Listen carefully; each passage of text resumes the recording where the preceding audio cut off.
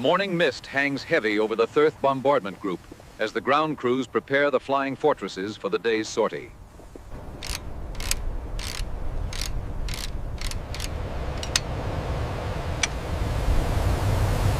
Open the hatch! We got smoke on engine 2. All right, move, move, move!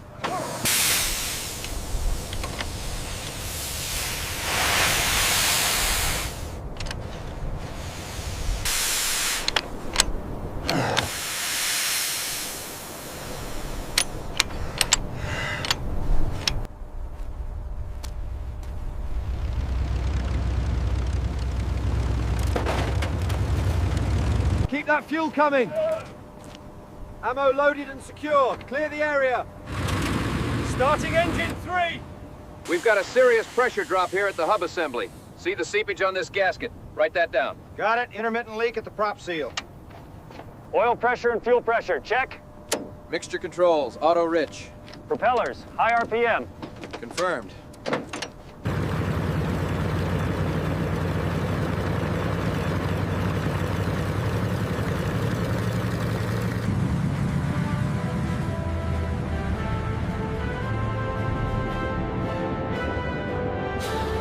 The English sky on December 21st, 1944, looked like it had been rubbed raw by war. Dark, low clouds sagged over Ridgewell Airfield like tired sentinels. The kind that warned of snow or something worse.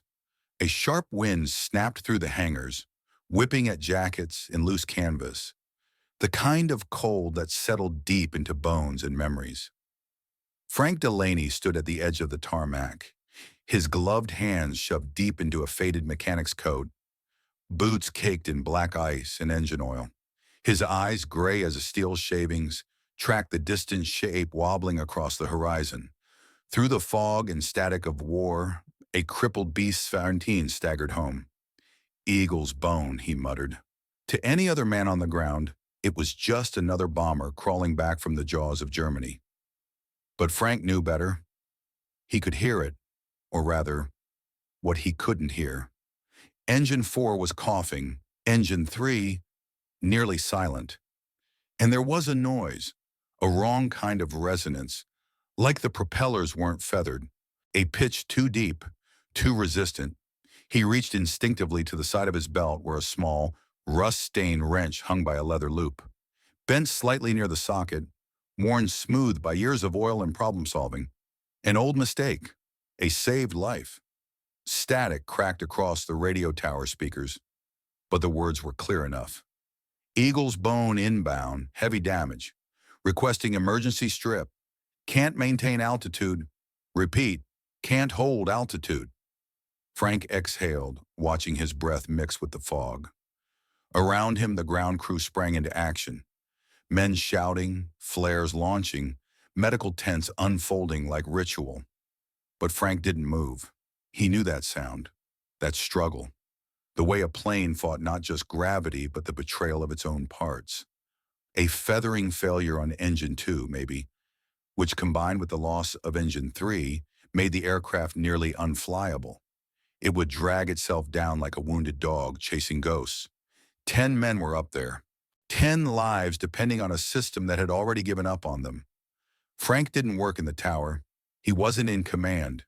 He wasn't a hero, just a mechanic. The kind who read machines like others read tea leaves.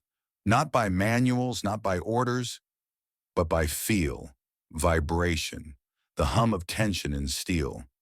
And he knew one thing with absolute certainty. That plane wouldn't make it to the runway if the feather didn't engage. Behind him, someone shouted, "Medical to Sector B! They're coming in hot!" Frank didn't answer. He took a slow step forward, as if drawn by the groan in the wind. To his right, Howard, Lieutenant Colonel Howard, head of aircraft maintenance, stalked past barking orders. "Stand by with the foam crews. If it flips on landing, we're not dragging bodies out again." Frank turned. "They're feather locked," he said flatly. Howard barely slowed. "How would you know that?" "I can hear it." Howard stopped, scoffed. "I'm sure your magical ears are very impressive, Delaney, but we have protocols." Frank stared at him. They're falling out of the sky, sir. And you think that wrench of yours can stop gravity? Howard walked off before Frank could answer. Frank looked back toward the horizon. The bomber was lower now, dangerously low, skimming the treetops like a stone begging for one more skip. Emergency lights flashed across the runway. Men scrambled, and still Frank didn't move. Not yet. Not until the wheels screamed against the tarmac and the landing gear cracked sideways, the whole aircraft lurching like it had one more breath to give. It landed, barely. Frank began walking, not fast, not panicked, but with the quiet weight of a man who knew what had gone wrong and what he had to do next. Because inside that nacelle, somewhere beyond bolts and fire and oil, was a system stuck between working and failing. And maybe, just maybe, one wrong-shaped tool could make it right again. He tightened his grip on the bent wrench. Sometimes it wasn't the perfect tool that saved the day. Sometimes it was the one that shouldn't have worked at all. Before the war, before the machine screamed and the sky was torn by fire, there was just the clang of steel and the smell of oil. Toledo, Ohio, 1929. A small garage on the edge of town, half machine shop, half graveyard of old Chevrolets, tractors, and the occasional Harley left to rot. The kind of place that looked forgotten even when it was open. But for Frank Delaney, that was where everything began. He was 12 the first time he held a wrench like it was something sacred, not handed to him, no ceremony. He just picked it up from the workbench while his father cursed under the hood of a Ford truck, knuckles bleeding and sweat pouring despite the fall chill. The bolt was stuck, rusted tight and angled awkwardly between two pipes. The old man grunted, spat, and finally threw the wrench down. It clattered across the floor, landing near Frank's feet. "Damn thing's no good," his father muttered, wiping his hands on a dirty rag. "Too straight. I need an elbow to reach that bastard." Frank crouched, picked up the wrench. Something about its weight felt good in his hand. Without thinking, he walked over to the vice clamp, slid the wrench in, and tightened it. "What the hell are you doing?" his father snapped. Frank didn't answer. He grabbed a rusted hammer from the shelf and, with slow determination, struck the wrench just below the head. Once, twice, 3 times. Bent it, slightly, just enough. His father stared, half amused, half horrified. "You just ruined a perfectly good tool, boy." Frank didn't flinch. "Try it now." With a skeptical grunt, his father took the bent wrench, slid under the hood, and, in 2 seconds flat, the bolt turned. Silence, then a low chuckle. "Well, I'll be damned." Frank just shrugged, but something lit in his chest. Not pride, exactly. Something deeper. A sense that problems weren't always about having the right thing, just the right idea. After that, the bent wrench stayed on the wall, hooked beside the socket sets. No one dared toss it. And Frank? He kept bending things. Not just tools, ideas.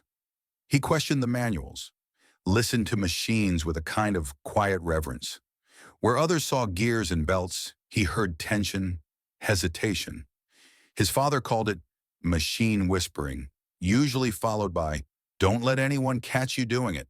By 16, he could tear down an engine faster than most certified mechanics. By 17, he rebuilt an entire transmission from spare parts and 1 page of a manual, upside down. He didn't talk much, didn't fit in with the high school kids who wanted baseball and dances. Frank wanted machines, puzzles, the language of movement and friction. But he wasn't cold, just wired differently. He watched his mother sew by candlelight after the power went out, the same way he watched pistons cycle, understanding the rhythm, the purpose, the why. Then came 1939. War started in Europe. Frank was 21, fixing city buses and long-haul trucks, bored out of his mind and itching for something that felt real. He tried to enlist in the Air Corps, but failed the pilot's eye test. Twice. "Depth perception's off," the officer told him. "You'll kill someone in a cockpit." Frank didn't argue. Instead, he went where his hands could still matter. The ground crew, the mechanic corps, the invisible ones. Basic training came and went. The manuals bored him. The lectures insulted his instincts. But the first time he touched the fuselage of a B-17, felt its rivets, its tension, its quiet rage, he knew he belonged. Over the next 2 years, he moved from post to post, always keeping to himself, always making machines talk. Some men collected medals. Frank collected sounds. The way a propeller ticked before failure, the rattle that meant a loose fuel line, the pitch of death in a turbine's scream. And always the bent wrench followed him, greased, scratched, half forgotten by everyone but him. He never bragged, never even explained it. But if you asked him why he still carried it, he might say something like, "Sometimes the best way to fix something is with something that wasn't supposed to exist." The kind of line that sounds like nonsense until it's the only thing standing between you and disaster. Ridgewell was a patchwork of cold concrete, oil stains, and the kind of wind that carried the scent of war. Nestled in the English countryside, surrounded by ghost-like trees in frost-covered fields, the airfield looked more like a battered skeleton than a place of glory. Nothing about it was romantic. No flags flapped in the wind. No band played for returning heroes. It was a place where men worked, waited, and sometimes disappeared. Frank Delaney moved through Ridgewell like a shadow, not because he wanted to be unseen, just because no one looked where he walked.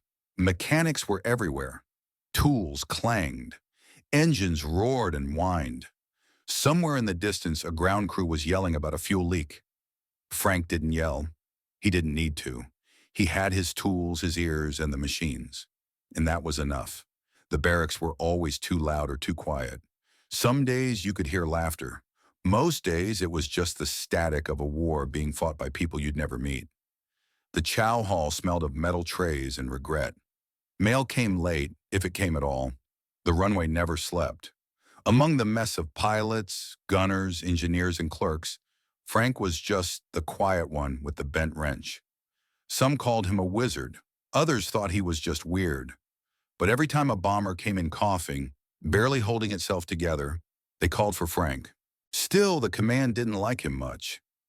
Lieutenant Colonel Howard, tall, sharp-jawed, all regulation and no bend, had once told Frank, "Instinct is for dogs.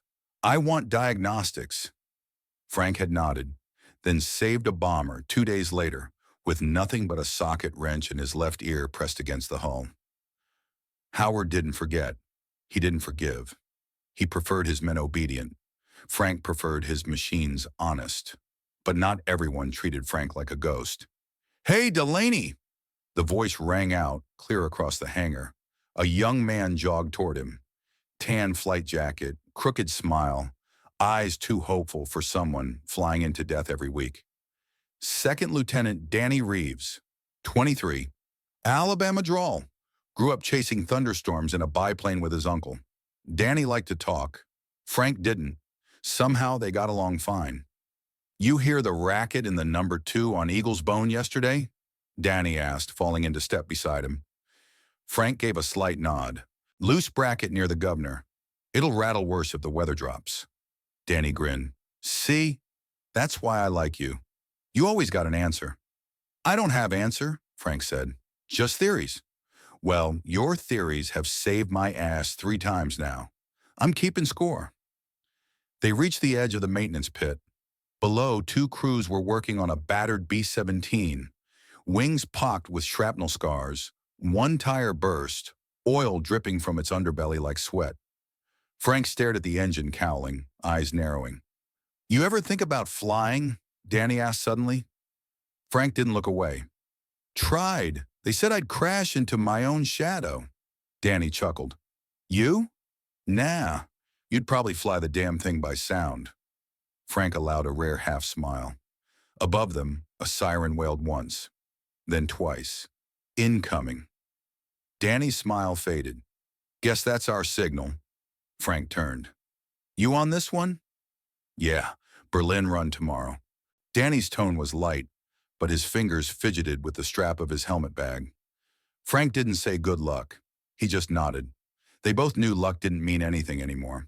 Across the hangar, Howard appeared like a storm cloud, clipboard in hand, barking at a crew about checklist violations.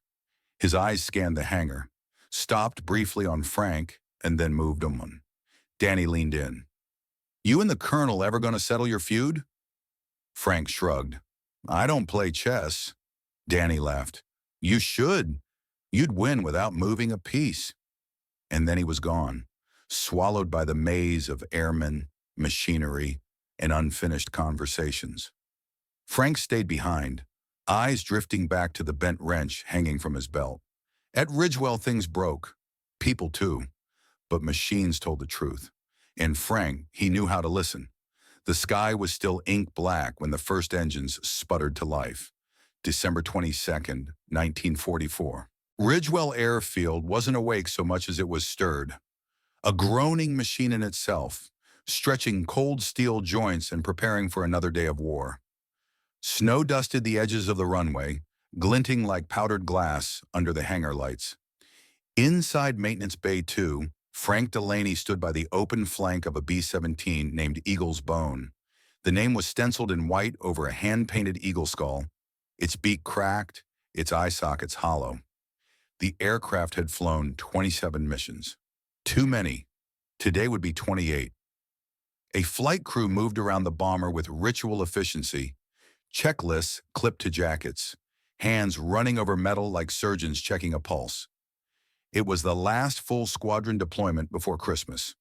Rumors were flying, a deep run into Leipzig, heavy flak, unforgiving skies. Frank didn't care where they were going. He cared how they'd get there. He circled the number 2 engine, eyes narrowed. It had been serviced just 48 hours ago. Fresh seals, new filters, pressure checks. Everything was regulation perfect. But it didn't feel right. There was a hesitation in the tone, a fractional lag between throttle response and prop movement. Not enough to fail a test, but enough to make Frank frown. He crouched low, ear angled toward the nacelle. The propeller turned, smooth to anyone else. But to Frank, it was too smooth. Artificially so, like something resisting just enough to fake normal. A stickiness in the governor, maybe. Feathering system not resetting completely. He stood up and waved over a corporal from the inspection team. "Shut it down a minute." The corporal blinked. "Why?" "All the readings cleared." Frank didn't argue. He just repeated, "Shut it down." Grudgingly, the man reached for the intercom. The engine spooled down with a tired sigh, and Frank moved in. He removed the access panel near the feathering actuator and ran his fingers over the lines. 1, 2, 3. There. A fractional catch. The kind that wouldn't trigger a warning light. But under pressure, under cold, under stress, it could stick. He looked up as footsteps approached. Howard. Of course. "What are you doing?" the lieutenant colonel asked, voice clipped like a paper cut. "Something's off in number 2. It's been cleared." "I know, but..." "There is no but, Mr. Delaney. These planes have to launch in less than an hour. If you're not following protocol, you're slowing them down." Frank didn't move. "If the feather system hangs mid-flight, it'll fight them all the way home." Howard crossed his arms. "And what exactly is your recommendation? Ground the bird on the morning of a major push because of a hunch?" Frank looked him in the eye. "Not a hunch. A sound." Howard stepped closer. "Your job is to maintain, not to predict the future. We have engineers with rank, with data, and with a schedule. You think we can delay 20 missions because one mechanic's ear twitched?" Frank didn't flinch. "Just that one plane." "Out of the question." Frank hesitated, then said softly, "Danny's flying it." That stopped Howard for a second. Just a flicker. Then his jaw clenched tighter. All the more reason not to second-guess procedure. If you ground him now, you make him doubt the ship. Doubt kills faster than bullets. He turned to walk away. Frank called after him, "And what happens if I'm right?" Howard didn't answer. The crew reassembled, rechecked, restarted. Frank stood back, fists clenched in his pockets. He could still hear the drag, the hesitation. But the system said green. The rules said fly. Danny passed by a few minutes later, suited up, flight helmet tucked under his arm. "You look like someone just stole your tools." Frank gave him a look. "Number 2 doesn't want to go." Danny raised an eyebrow. "Then maybe it shouldn't." Frank said nothing. Danny clapped him on the shoulder. "I trust your ears more than their gauges. But you know how this place works?" Frank stared at the propeller blades. "Be careful with the feathering system. If it acts up..." "I'll nurse her home," Danny nodded. "Like always." Frank didn't like it.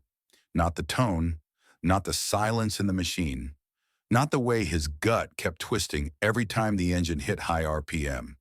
But he had done what he could. Protocol had spoken. He stepped back as the bomber taxied out. The wheels hissed over the icy concrete. The 4 engines hummed in strained harmony, but Frank only heard the wrongness in one. He stood alone as the plane lifted into the dull gray sky. He watched until it disappeared into the clouds. Then he turned and walked back to his workbench. Not because he believed it was over, but because deep down, he knew this was just the beginning. At 22,000 feet, the sky was made of glass and ice. Eagle's Bone flew in tight formation with 6 other B-17s, their silver bellies catching the pale winter sun as they cruised over the last stretches of English farmland. Ahead lay the continent and Leipzig. Inside the cockpit, the world was noise. Wind howled through the seams of the fuselage. Instruments buzzed and clinked. Static crackled over the headset. Danny Reeves sat in the co-pilot's seat, gloves wrapped tight around the yoke, trying not to think about what Frank had said on the ground. Number 2 doesn't want to go. He hadn't forgotten it. Couldn't forget it. Captain Miller, the pilot, sat beside him. A man of few words and many scars. Miller didn't believe in gut feelings. He believed in the checklist, and the checklist had said the bird was airworthy. But now, 3 hours into the mission, Danny could feel it. A shudder in the left wing. Subtle. Rhythmic. Offbeat. They hit the first wave of flak 15 minutes from the target. Black clouds erupted like evil flowers, blooming just ahead of their path. The bomber bucked hard. Men in the gunner station swore. One of the waist gunners vomited into his oxygen mask. Then came the second hit.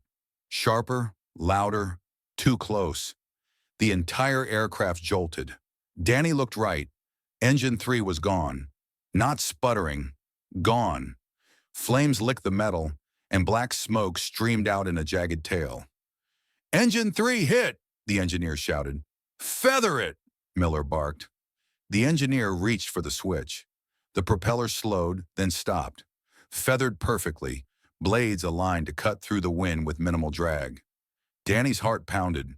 The plane shook harder now, struggling to maintain speed. "Trim it out," Miller called. Danny worked the controls, fingers steady despite the chaos. The bomber stabilized. "Report damage," the captain yelled. "Right wing scorched. Hydraulic lines may be hit." Then came the third problem. Engine 2, left inner, started to scream. Not the fire scream of a strike. This was mechanical, deep, grinding. Danny knew that sound, and he knew what it meant. Feather failure. Number 2's stuck, the flight engineer confirmed. The control for feathering had jammed mid-transition.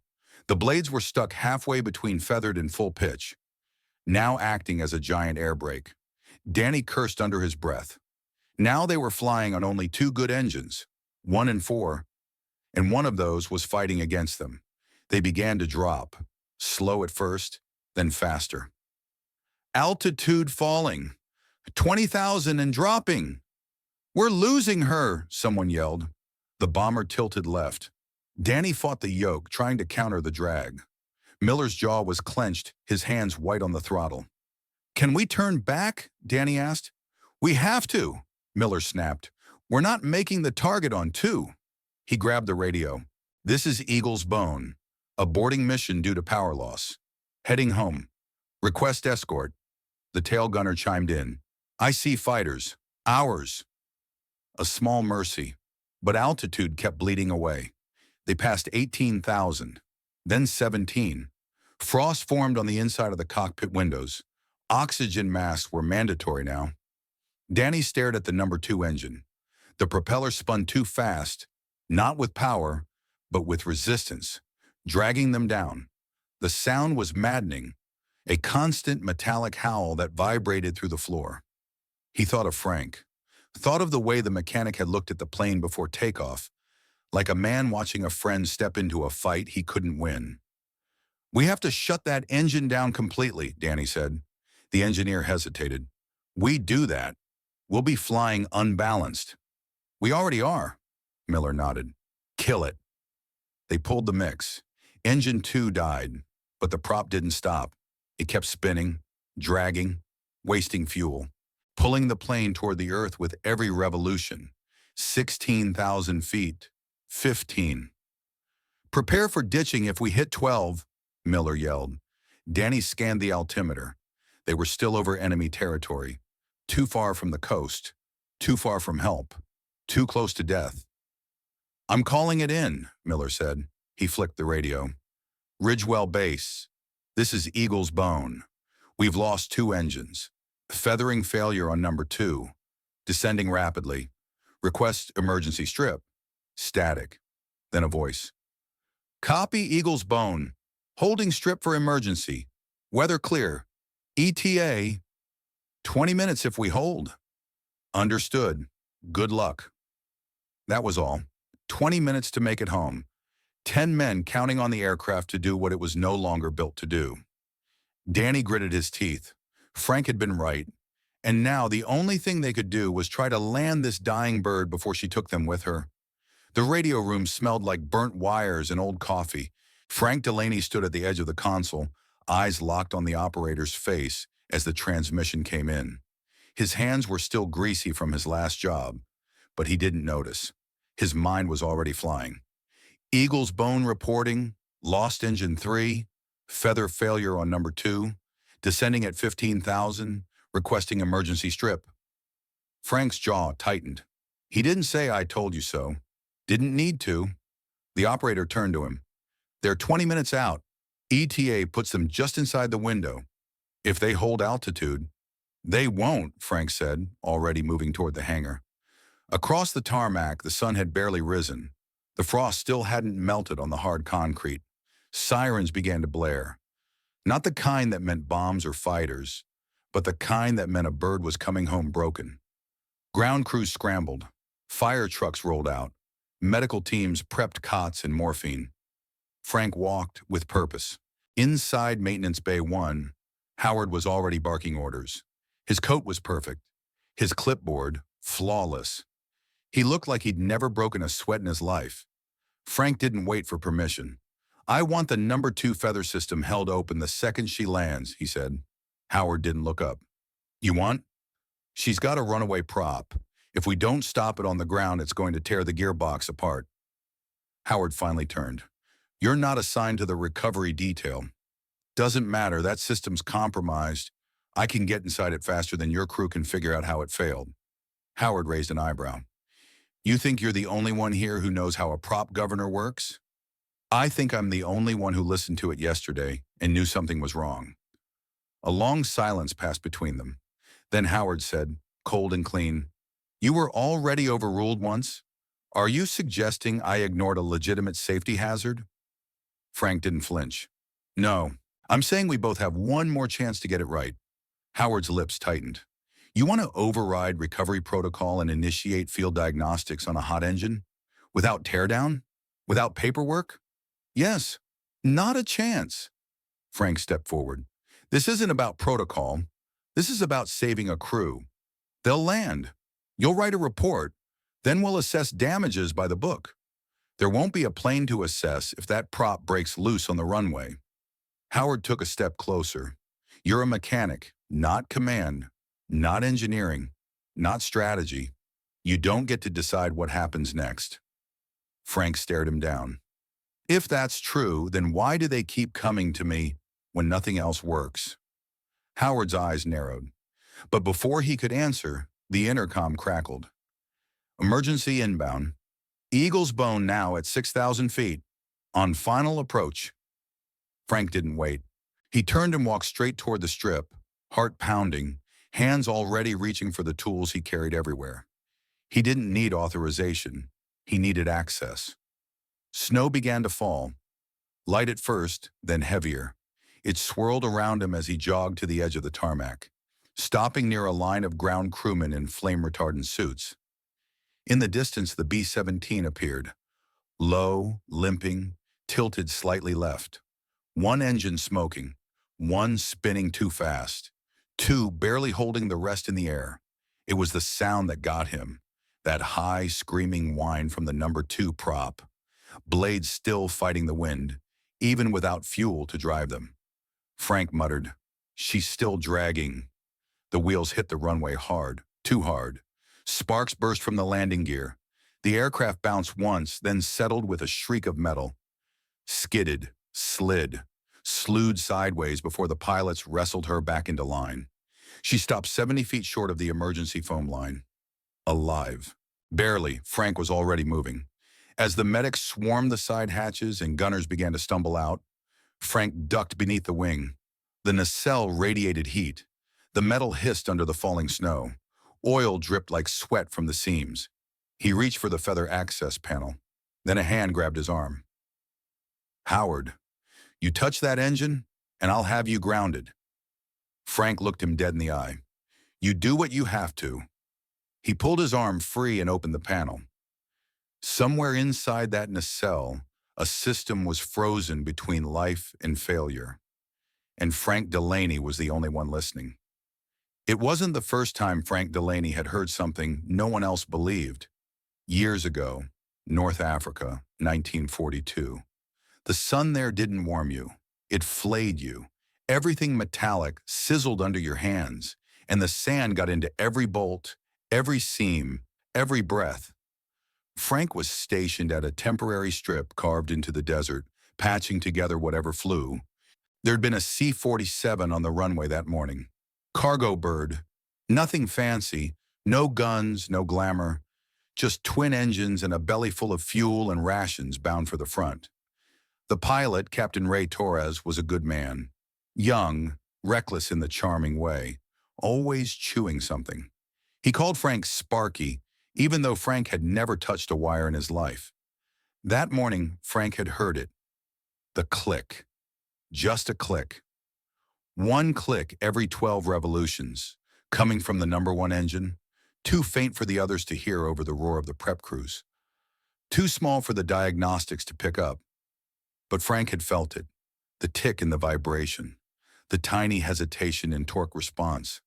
He stood by the plane, staring at the nacelle like it had whispered a secret. Captain Torres walked over, helmet under one arm. "You look like you saw a ghost." "Something's off in the number 1, Frank had said. "Did she pass?" "Yeah, but there's a..." Frank had paused, shaking his head. "It's probably nothing." Torres had smiled, slapped him on the shoulder. "Then let's pretend it's nothing." Frank had watched the plane take off, watched it disappear over the dunes. It never came back. They said it was enemy fire, said a shell had hit the wing. But Frank knew. He had known before the tires even left the sand. A day later, they pulled the flight recorder, what was left of it. The number 1 engine had seized mid-flight. Failure in the propeller governor, locked up the left side, spiraled the plane straight into a canyon. 3 dead, Torres among them, and Frank had said nothing. No warning, no protest, just silence. He remembered the aftermath more vividly than the fire, the taste of regret in his throat, the wrench in his hand he'd nearly thrown into the desert, the way the world looked the same, even though it had changed forever. It had been the first and only time he hadn't trusted his own ears, the last time he let someone else's protocol speak louder than his instincts. Back in Ridgewell, 1944, the wind hissed against the cooling nacelle of Eagle's Bone. The prop on number 2 was still spinning freely, slowly now, as the heat drained from the metal. Frank knelt beside the panel, staring at the bolts like they held a memory. The same sound, the same drag. He hadn't spoken up then, but he was speaking now. A voice behind him pulled him out of the memory. "You gonna just look at it or fix it? Danny." The kid was pale, helmet dangling from one hand, eyes wide with the adrenaline crash of survival. His lip was cut. His voice was dry. Frank stood, nodded once. "I'm going in." Danny didn't ask what that meant. He just looked at the nacelle. Black-streaked, hissing steam, then back at Frank. "You were right." Frank didn't reply. Danny added, "Thanks for trying." Frank's jaw clenched. Trying's not enough. He turned back to the engine. Snow hissed as it hit the hot steel. Inside this machine was a fracture waiting to be fixed. And Frank Delaney, man of no rank, no medals, no command, had already decided. This time, he would not stay silent. The nacelle was still steaming when Frank Delaney dropped to his knees beside it. Snow hissed on the hot skin of the engine housing, evaporating on contact. The metal radiated heat like a living thing. Oil streaked down the seams in slow rivulets, some still bubbling from residual pressure. The propeller on number 2 spun gently in the wind, not with purpose, but with inertia, like a ghost refusing to rest. Frank unzipped his canvas kit with practice speed. Inside was nothing remarkable. Standard issue tools, a rag, a cracked pressure gauge, and at the bottom, tucked in its usual place, was the bent wrench. He pulled it out. It had no shine, no branding, just steel warped at the neck, curved in a way that made most mechanics throw it out. But Frank had kept it for 15 years. It had been under his own hand, and now it fit his grip like a question finally answered. He slipped a leather pad into his palm, protection from the heat, and reached for the access panel. Behind him, someone shouted, "Delaney, get away from that engine!" He ignored it. The panel opened with a reluctant hiss. Inside, the feathering assembly was half visible, a mix of rods, pistons, and linkages set deep into the nacelle wall. Normally, feathering was managed hydraulically from the cockpit, but when the system failed, you could only get to it here, and barely at that. Frank studied the mechanism. The actuator arm was misaligned, stuck mid-pitch. The linkage had caught, possibly from metal fatigue or thermal expansion. The feathering control was jammed between modes. That explained the drag, explained the noise, explained everything. He reached in with the wrench.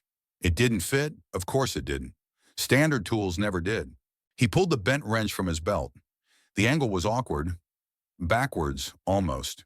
But when he slid it into the cavity and turned his wrist just right, it slipped onto the actuator bolt like it had been made for it. He closed his eyes and began to turn. It wasn't strength that mattered. It was pressure, angle, feel. The metal resisted him, trembling under the tension, as if the whole nacelle held its breath. Behind him, boots crunched on the snow. Howard's voice snapped, "Delaney, step away now!" Frank didn't answer. A jet of steam shot out from the casing. He flinched, but didn't stop. The bolt turned. Barely. Then again. A click, like a lock giving way. The actuator released. The feathering arm shifted.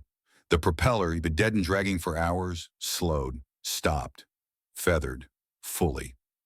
Frank leaned back, breath fogging in the freezing air, heart pounding like a second engine in his chest. It was done. A lifetime of machines. A decade of silence. One tool, one man, one moment. He stepped away as the engine hissed softly in surrender. Howard stood 6 feet away, arms crossed, eyes like granite. "You violated direct orders," he said coldly. Frank looked at the nacelle, then at Howard. "They would have died," he said. Howard's jaw worked like he wanted to say more. Accuse, punish, dress him down in front of the crew gathering nearby. But the words didn't come, because the evidence was right there. A silent propeller, a stable engine, a crew alive. Frank didn't wait for permission to leave. He walked toward the hangar. Danny was waiting, leaning against the wall, face streaked with oil and sweat. "You did it," he said. Frank said nothing. Danny nodded at the wrench. "That the same one?" Frank handed it to him. Danny turned it over in his hands, eyebrows raised. "Looks like a mistake." Frank replied, "It is." They stood in silence for a moment. Then Danny said, "We owe you more than we can say." Frank shook his head. "You don't owe me anything." He turned to go, but Danny called after him. "What made you do it?" Frank paused. Then without turning, he said, "I didn't the last time," and disappeared into the snow. The propeller on number 2 had stopped spinning, not with the ragged stutter of a dying engine, not with the grinding lock of mechanical failure, but with grace. The blades had turned, shifted slowly, and then aligned in perfect feather, slicing into the wind like a knife through calm water. Silence followed, not the absence of sound, but a pause, a suspension, as if the air itself held its breath to witness the moment. Danny Reeves saw it first. He was still in his flight gear, leaning against a support beam 20 yards from the bomber, his body drained from the crash landing, his nerves jangling with leftover adrenaline. He saw the propeller blades, perfectly feathered, perfectly still, and blinked like he didn't trust his own eyes. The engineer standing beside him whispered, "That's not possible." But it was. They all saw it. The crew had staggered out moments ago, bruised, limping, some still coughing from smoke inhalation.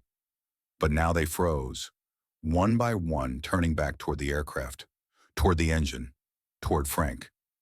He stood beside the nacelle, shoulders heaving slightly, face unreadable. His hands were covered in grease, the wrench still dangling from his belt. He wasn't posing, wasn't grandstanding. He looked, if anything, exhausted, but he had done it. Danny walked forward slowly, as if afraid he might break the moment by moving too fast. He reached Frank, stared at the engine, then at the man who had made it yield.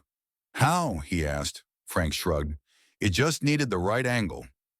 Danny let out a breath, part laughter, part disbelief. "Howard's going to implode."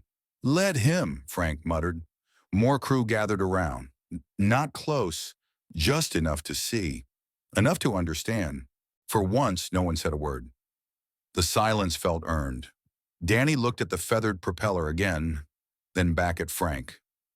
"You know," he said quietly, "we were already planning for a ditch. Miller was seconds from giving the order." Frank said nothing. Danny continued, "I could feel the drag. The whole left side wanted to go down.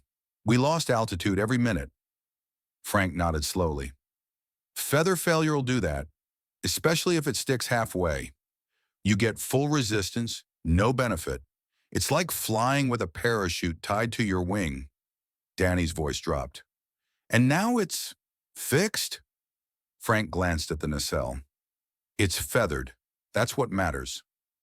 A mechanic from the inspection team walked up with a clipboard, glanced at the scene, then back at Frank.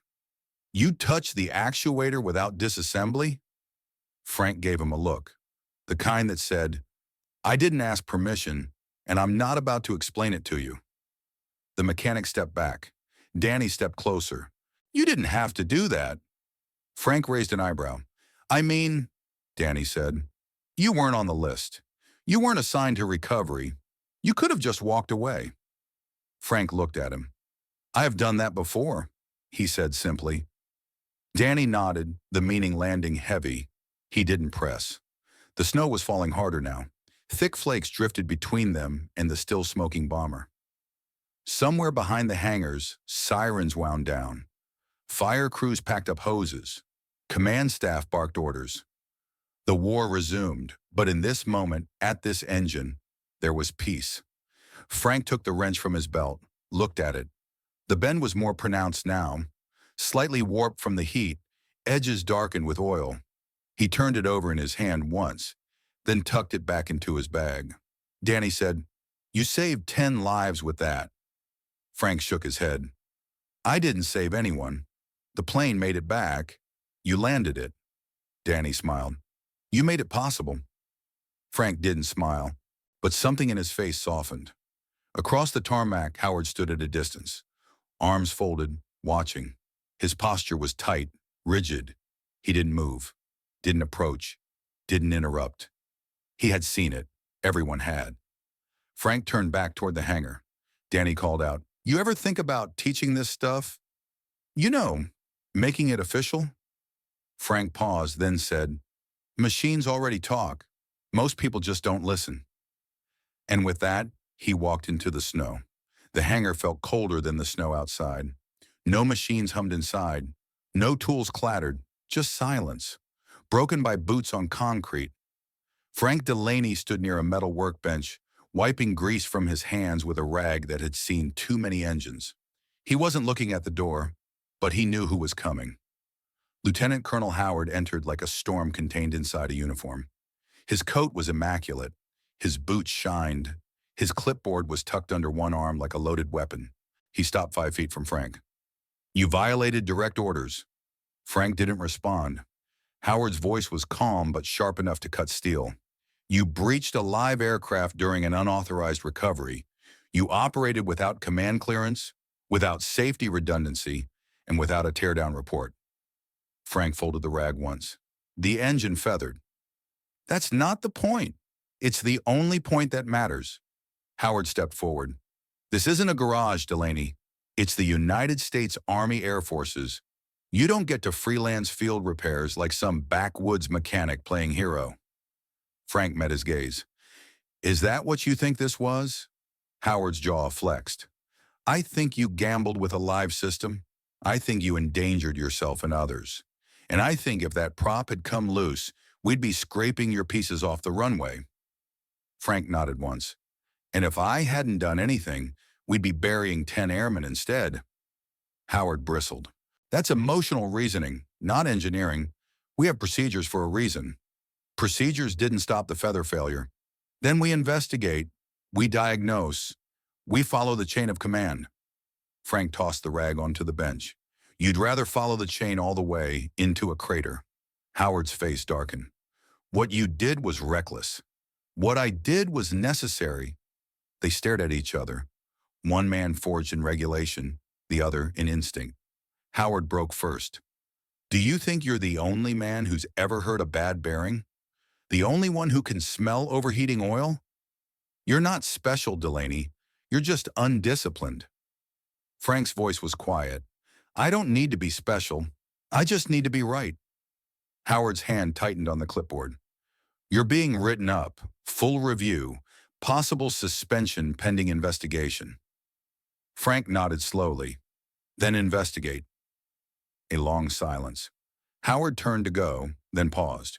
"Out there are young mechanics watching what you do. If they follow your example, they'll cut corners, get someone killed." Frank's reply came without hesitation. "Then teach them the difference between cutting corners and knowing when the manual's not enough." Howard said nothing. From the far side of the hangar, footsteps approached. A young officer, clipboard in hand, face tense. "Colonel, sir, message from command." Howard turned. "What is it?" "HQ's requesting a full mechanical report on the Eagle's Bone incident. There's interest in the manual feather adjustment performed in field." Frank raised an eyebrow. Howard glanced at Frank, then back to the officer. "Interest from who?" "Engineering command, sir. They want to see if the method is reproducible under emergency protocols." For a moment, no one spoke. Then Howard nodded. "Understood. Dismissed." The officer left. Frank leaned on the bench. "Sounds like someone wants to learn something." Howard's face was unreadable. "This isn't over." Frank replied, "It never is." Howard turned and walked out, boots echoing against the cold steel floor. Frank stayed where he was. Behind him, the wind rattled the hangar doors. Outside, somewhere beyond the noise and orders, the engine he'd fixed sat quietly, feathered, waiting. The museum was quiet, tucked in a corner of the National Museum of the United States Air Force, just beyond the exhibits on Cold War bombers and rows of gleaming jet engines. There was a modest glass case, no spotlights, no dramatic music, just a small plaque, a faded photograph, and a tool. The wrench sat alone, suspended in a clear acrylic mount. It was simple, steel, bent just above the socket, darkened by age and oil. The kind of tool 1,000 mechanics might have handled in 1,000 nameless hangars. But this one had a story, even if most visitors walked past without reading it. The plaque beneath read, "Field repaired feathering tool, 1944, used by Corporal Frank Delaney during an unauthorized emergency procedure on a B-17 bomber experiencing propeller failure. The action restored feathering control and allowed the crew to land safely. This tool became the basis for an updated emergency access protocol on future aircraft, donated anonymously. Most people didn't pause. Kids skipped past on their way to see the big planes. Parents pointed at the rockets. Tour guides talked about the Enola Gay and stealth bombers. The wrench sat silently, its shape unremarkable, its meaning invisible unless you knew where to look. But every so often, someone would stop.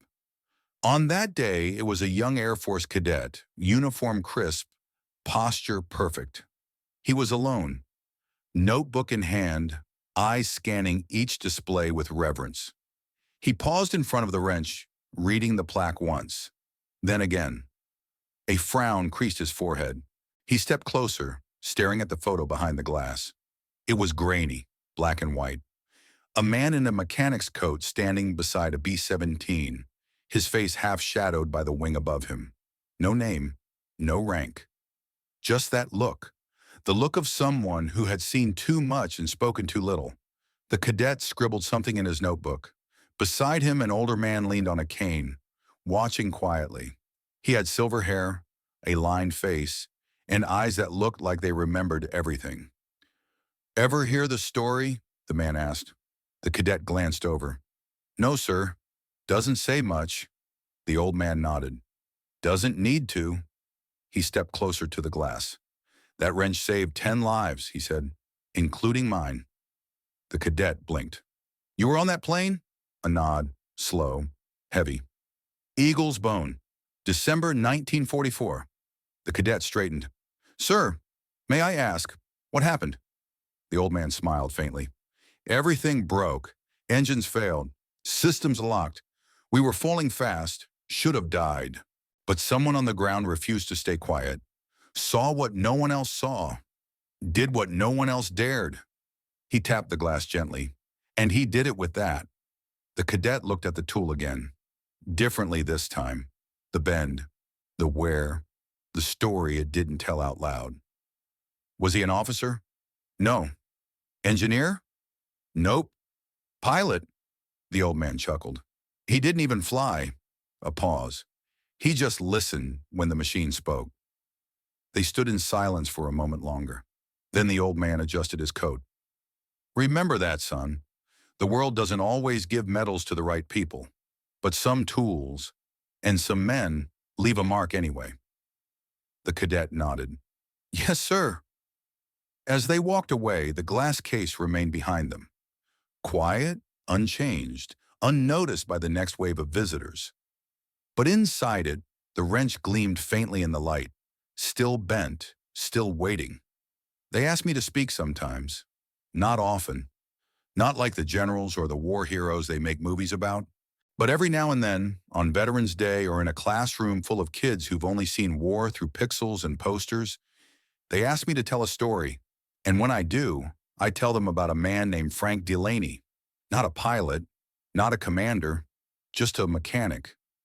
Most don't recognize the name. He never made the papers. There are no medals with his face, no statues with his likeness. He never sought the spotlight, and the spotlight never chased him. But I remember, I was there. December 21st, 1944. I was 22, second seat in a B-17 named Eagle's Bone, flying low and slow with 2 dead engines and a death sentence over Belgium. We'd lost altitude, lost hope, and were about to lose our lives, until a man on the ground reached through steel and flame and rules and made a machine live again. He didn't have to. He was told not to. He did it anyway, with a wrench that didn't fit, with hands that knew the language of machines better than manuals ever could, with a memory that still haunted him, one mistake he'd never let repeat. I remember the moment that propeller feathered. The sound stopped, the drag vanished, and 10 men lived because one man refused to stay silent. I wish I could tell you that he was promoted, that someone in a clean uniform handed him a plaque or shook his hand. But Frank didn't get those kinds of rewards. He went back to work the next morning like nothing had happened. The only thing different was the respect in our eyes and the wrench-shaped legend we never forgot. Years later, I found that wrench in a museum case. Bent, still stubborn, still beautiful. No headline, just a small plaque. That's how it is sometimes. The world spins on the hands of men and women who never ask to be seen, who do the right thing when no one's looking, and walk away before the credit arrives. I tell the kids, courage doesn't always wear wings or salutes. Sometimes it wears grease under its nails and carries a toolbox. I tell them, listen, to people, to machines, to the quiet things, because that's what Frank did. And because of him, I got to live a life I almost didn't have. I got to grow old. And now I tell his story because I owe him that much. Because some stories don't need fame. They just need someone to remember.